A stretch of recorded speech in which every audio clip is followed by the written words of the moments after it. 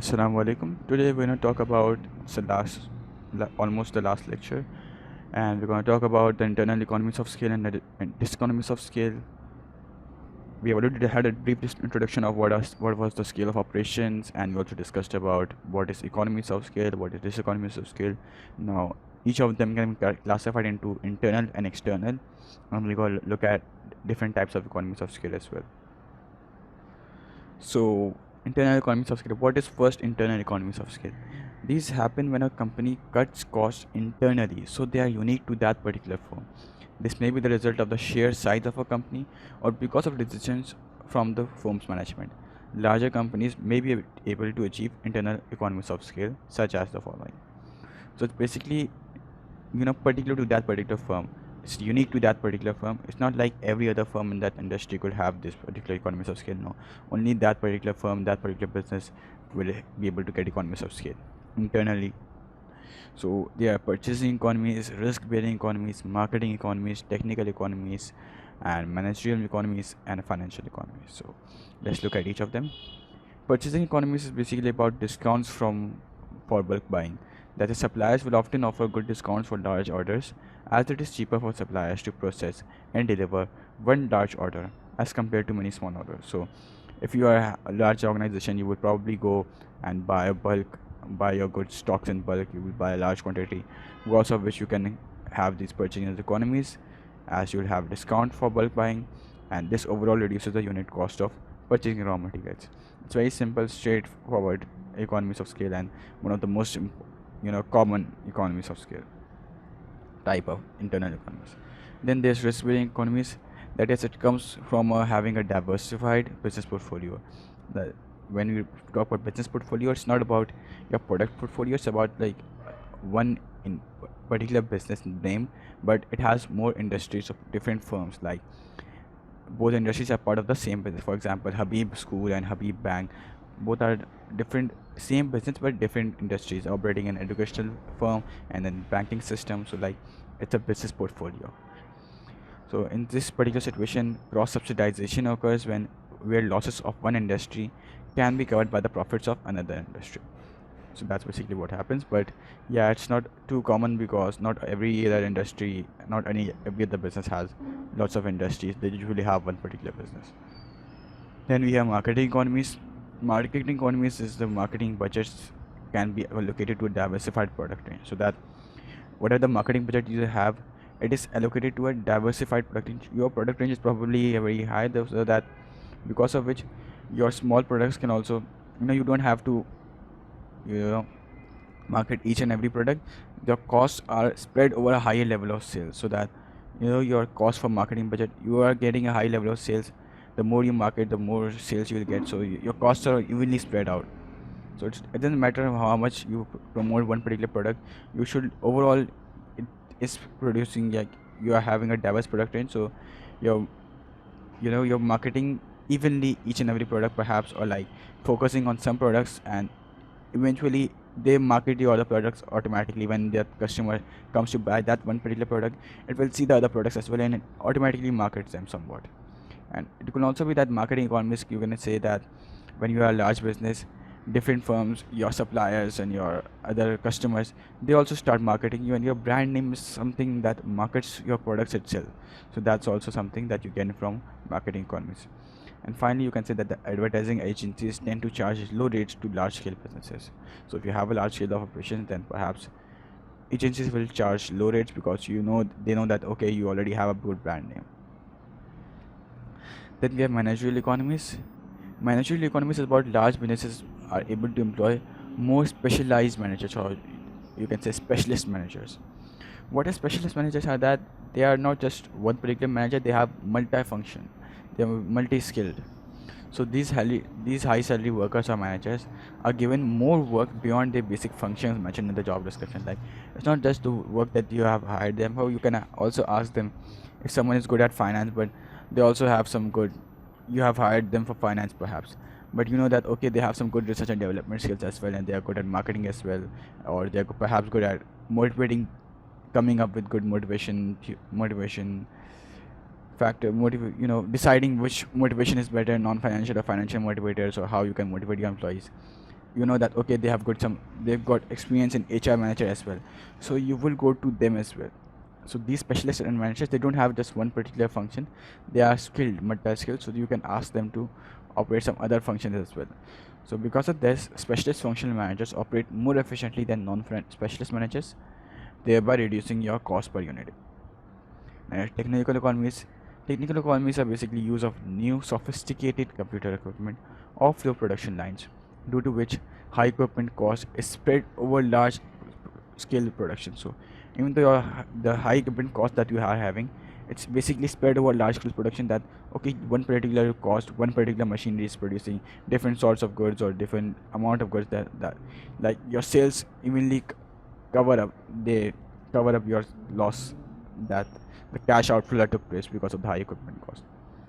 Basically, what it means that a business can produce efficiently due to the use of flow production lines or sophisticated computer equipment, which implies that they can produce more quantity in less time with less raw materials. So wastage is also reduced. And finally, we have financial economies. Financial economies are basically large firms are able to raise loan finance much easily and at a better rate of interest than small firms, because of which that low rate of interest is charged to large credible businesses because of the amount of borrowings or loans taken is substantially high and frequent. So basically, if you're a large organization, businesses know that okay, they make good amount of sales, they can repay you earlier. So because of that, they will offer you good loans at low rate of interest, so that they can have a good relationship with you, and you know that they will offer you good low rate of interest usually, because they know that okay, you're not just a one time customer, you will come to them again and again for the amount of borrowing and loans. You know that the amount of borrowing that you take, it's substantially high. It's not like something small businesses will do. You borrow a large amount and you borrow it frequently, so because of that, they can have some good relationship with you, they can get some good profits from your borrowings. Because of that, they charge a low rate of interest. And that's all about the economies of scale. And finally, we also have external economies of scale. Now that was internals. External economies of scale is basically reduction in unit costs a business achieves because of the environment. It is achieved without any effort from the business. These are basically external economies of scale, which are achieved because of external factors or factors that affect an entire industry. That means no one company controls costs on its own. So the whole idea, I hope you get the whole gist of external economy, that it's not something exclusive to one particular firm, it's something general to all the firms that exist in that particular industry. So the benefits are provided to all the industries, all businesses in that particular industry, but overall your costs are reduced, and yeah, you're getting economies of scale basically. Now, certain situations for external economies of scale, like what could be examples perhaps?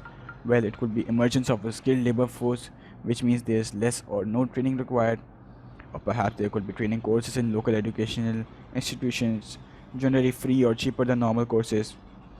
There could be cooperation among the firms, such as partnerships or joint ventures, or government support such as subsidies or tax reductions. Alright, or basically anything that can cut down on costs to many companies in a specific industry. So all of these cut down your costs, so that's why they're good for you. Now, causes of diseconomies of scale. We already discussed what diseconomies of scale was. It was the opposite of economies of scale. Like it was an increase in your unit cost of production because of, what was it? Can you recall it? It was because of your increase in scale of operations. After a certain point, you just increase your unit cost, start increasing instead of decreasing. Your economies of scale come to an halt, and instead your diseconomies of scale start because of management problems perhaps. Now, there are certain management problems that we will look at. So let's first look at poor coordination. Poor coordination is basically that it is often difficult to maintain control over the disparate parts of the organization due to proliferation of departments. That is, like departments are spread throughout a particular area. So there's a lot of departments. There's a lot of sub departments perhaps.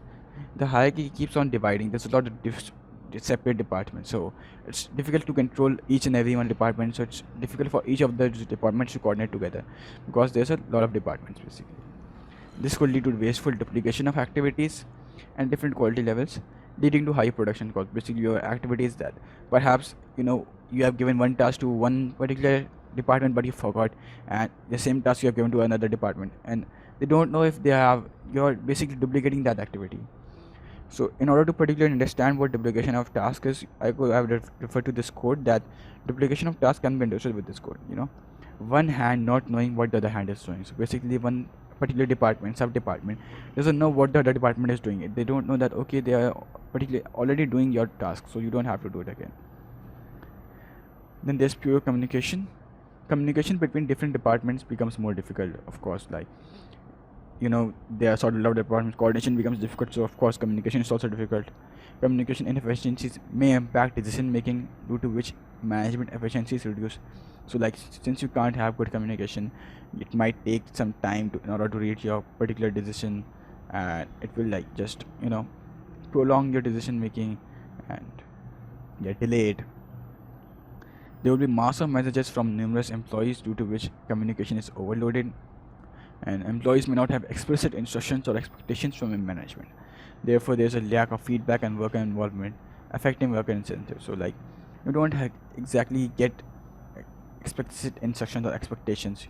You can't. You just managers are so busy themselves, they can't properly communicate with employees, and that leads to like workforce annihilation in itself. That's a different point. You can say a different cause of diseconomies of skill and altogether.